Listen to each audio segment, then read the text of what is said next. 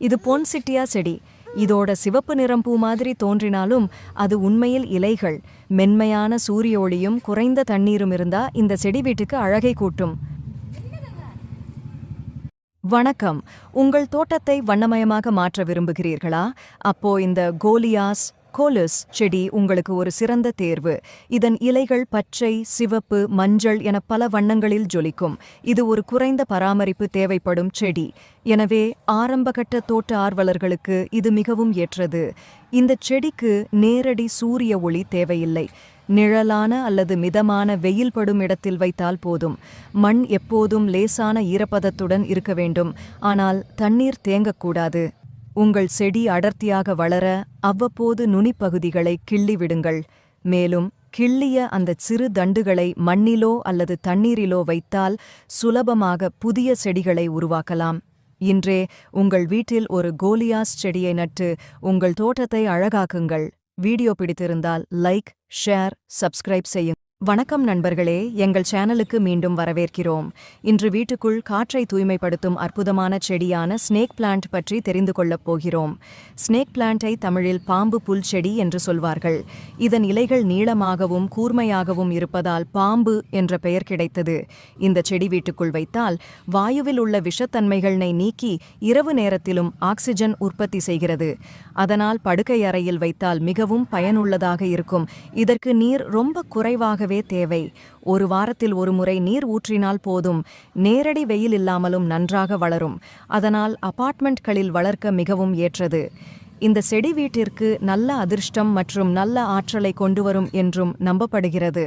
ஆகவே உங்கள் வீட்டிலும் ஒரு ஸ்னேக் பிளான்ட் வைத்து அதன் நன்மைகளை அனுபவித்து பாருங்கள். வீடியோ பிடித்திருந்தால் லைக், ஷேர், சப்ஸ்கிரைப் செய்யுங்கள். நன்றி நண்பர்களே. இந்த வீடியோவில் 7 டேஸ் ரோஸ் பிளான்ட் பற்றி பார்க்கலாம்.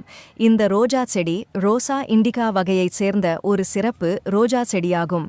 இந்த ரோஜாவுக்கு 7 டேஸ் என்ற பெயர் கிடைத்ததற்கு காரணம் இதன் ஒவ்வொரு மலரும் 7 நாட்கள் வரை புதுமையுடனும் அழகுடனும் இருப்பதுதான். பொதுவாக பல ரோஜா மலர்கள் 2 அல்லது 3 நாட்களிலேயே இதழ்களை உதிர்த்துவிடும்.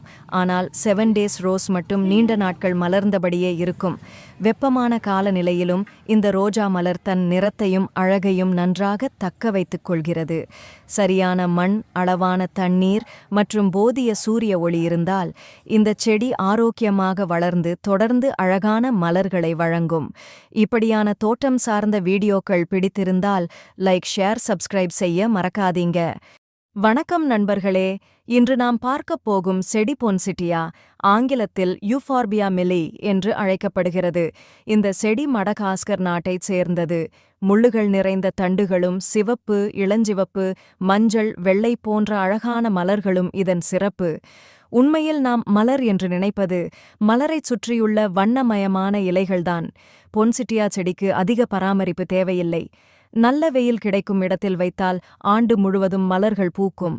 தண்ணீர் அதிகம் ஊற்றக்கூடாது. மண் நன்றாக வடிகட்டும் வகையில் இருக்க வேண்டும். இந்த செடி வறட்சியையும் தாங்கும் சக்தி கொண்டது. அதனால் வீட்டுத் தோட்டம், பால்கனி, குட்டித் தொட்டிகளில் வளர்க்க மிகவும் ஏற்றது. ஒரு முக்கியமான விஷயம், இந்த செடியிலிருந்து வரும் பால் போன்ற சாறு விஷத்தன்மை கொண்டது. அதனால் கையுறை இல்லாமல் கையாள வேண்டாம்.